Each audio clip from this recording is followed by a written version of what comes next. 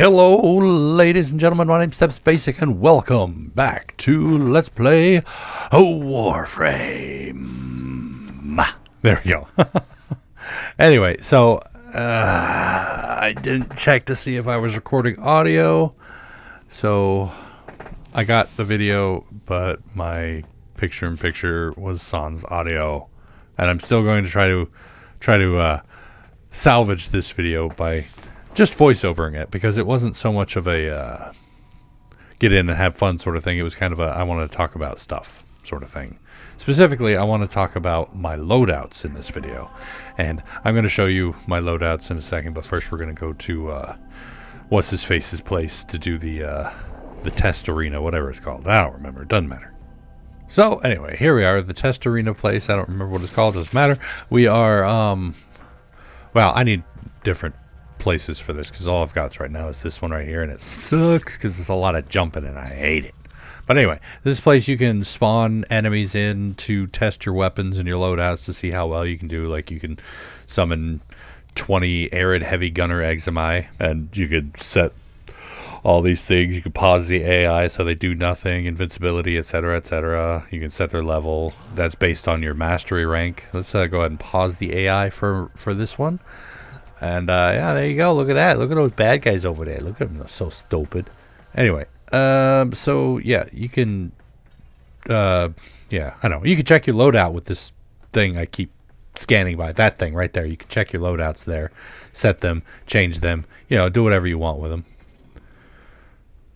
What the heck was I doing here? I don't remember. Anyway, go check your loadouts, you dope. Oh shoot, that's right. I was talking about my favorite Warframe being Wukong, and you know, his cheap shots and everything. Anyway, here we go. So this is my Wukong Prime build. Obviously it's not the best, but it's not the worst. I still need an Exilus. I still need an Exilus mod. I don't really know much about the Exilus mods, but you know, there's a lot of them in here that could be useful. You know, for whatever choice you want. Mostly movement based. Like this one right here, I like double jump strength. Kind of looks good. Might be a fun one to have. Motus signal, but of course there's other things in here as well as far as defenses, enemy senses, etc., etc. And yeah, these are the only two arcanes I have over here. These two, consequence and energize. But I've boosted shield, health, energy, etc., all that stuff. I did this out of order. As far as main weapon is concerned, my Synapse is my current favorite. I think this is the most superior build I've made for it. The combustion beam being the only thing I can get rid of, on account of at higher levels it's basically useless. Just says 600 damage to everything around whatever you just killed. Infected and Stormbringer and Serration to raise damage. Because it's a corrosive weapon. Split chamber does multi-shot. Vital sense for critical damage. Hunter munitions, point strike. Hunter munitions is nice for every 30% chance for every critical hit to apply a slash, and with my critical hit boost it raises up to almost 100%. Sigarus Prime is, I think, my strongest secondary weapon. I haven't put enough work into secondary weapons, to be honest. I kind of suck at that. I mean, look at the things here. It's like, I could probably boost the attack power of this. I don't even have the Hornet Strike on there right now. What the heck, man? Ugh. But Ice Storm, Pistol Pestilence for the viral. Although, to be perfectly honest, at higher levels, the Toxin is the better one. I'm going to put this on there. We can take that off. Put the Hornet Strike in Frostbite. We can just swap it when we get it in there. That way we have more space. Sweet. And I can put one of the more of the frosty thingies on there. I think the base of this weapon is cold. Either that or just have a lot of cold stuff on it. Nope, you need one more. Oh, you're dumb. Haha, dumb me. Past me's dumb. I can put the Pistol Pestilence back on there at least. That'll be alright. But yeah. Did a really good boost on that.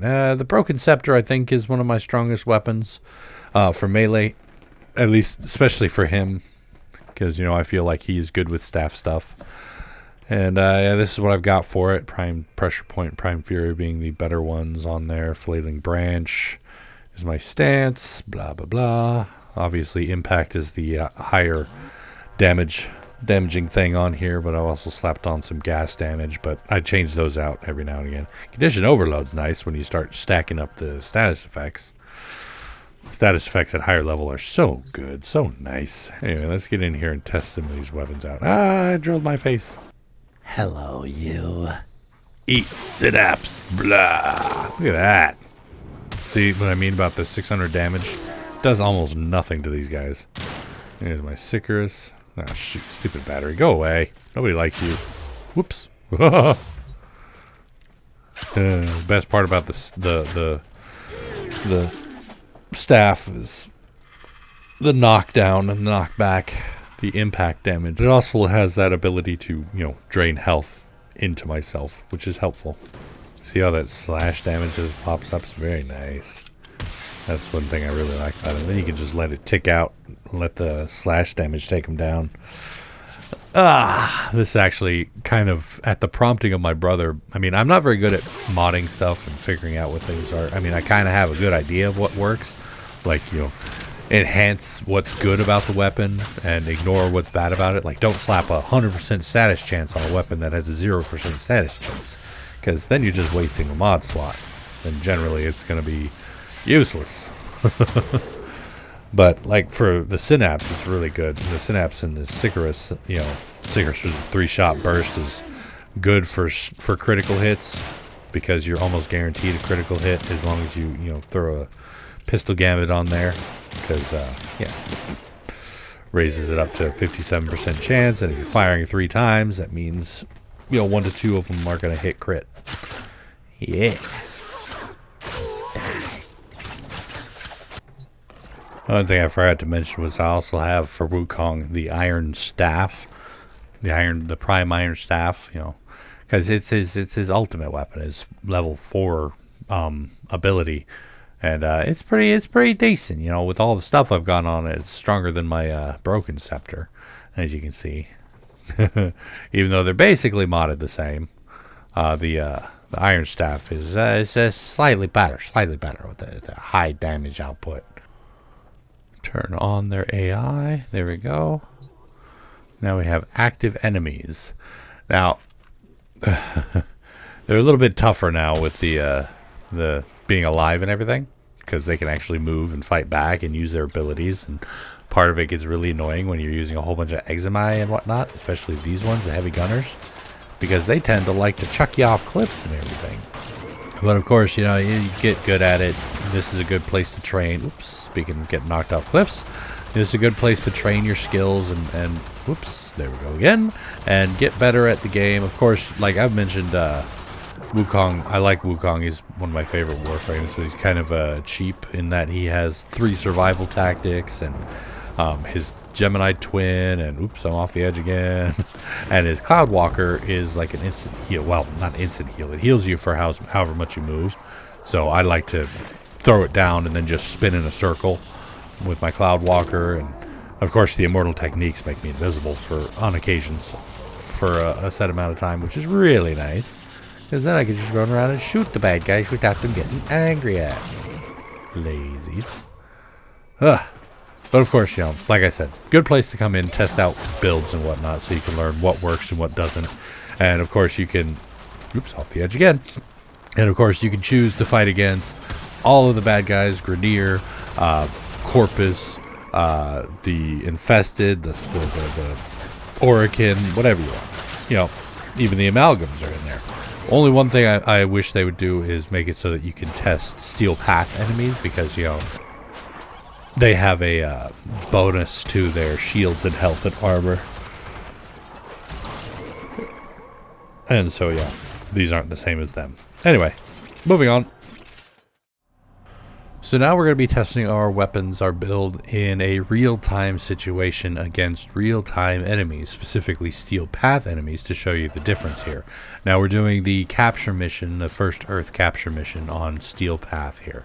And you will notice immediately, if you watch my last video, just how much better I'm doing now. Because, this gun, when properly modded, actually does pretty well. I've got to recharge our mana a little bit, or energy, not mana. I'm sorry, I play too many fantasy games. Shut up. Anywho's, now we're moving on to find our capture target. Now, one thing you'll need to remember, I haven't done the news guide to capture missions yet. I think that's next. But one thing you'll notice is that capture mission targets tend to be a little bit beefier than your standard enemies in the level, which is something I'm a little worried. Dang it, you stole my gun, you frickin' monkey. Oh, wait, I'm the monkey. The Monkey King. Wukong. Anyway, no singing. This is supposed to be serious. All lessons and learning and everything. But anyway, like I was saying, capture mission targets tend to be a bit stronger than your normal, everyday, average, everyday enemy in the level. As you will see, they're faster and they run away, and their goal is to escape you so you don't have to. Whatever. This isn't a capture mission tutorial. I just wanted to test out my weapons. But you'll see that even with his heightened abilities and whatnot, I still tear through him pretty well. Because I'm awesome, baby. Oh, yeah. I need to get in and fight LaFontis again. I want to do a Fontis. Actually, you know what I haven't done for the channel is, I mean, I've talked about it, but I haven't done it, is how to pick up the Necros Warframe. And seeing as how we got that whole Heart of Deimos thing coming up, I'd like to get a second Necros so I can sacrifice him. But anyway, see, I completed it, and in record time for a Steel Path mission. I mean, the first time I did a Steel Path mission, I was like almost 30 minutes in the mission before I was done. The second time, knocked it down to about 15. This time, I did it. I owned them. I destroyed that capture target. Because see, with properly modded weapons, you can handle anything. Of course, you also need to do other things. You know, remember, you are a highly mobile piece of beautiful equipment here. You don't just stand around and stare at the enemies as they shoot you in the face. You gotta roll. Gotta learn how to roll with it, you know what I mean? Roll and run. Those are two different good things. Roll, run, jump, slide, bullet jump, etc. You got so many different options to you. And what do? I stare at the bad guys in their faces. They're shooting me in mine.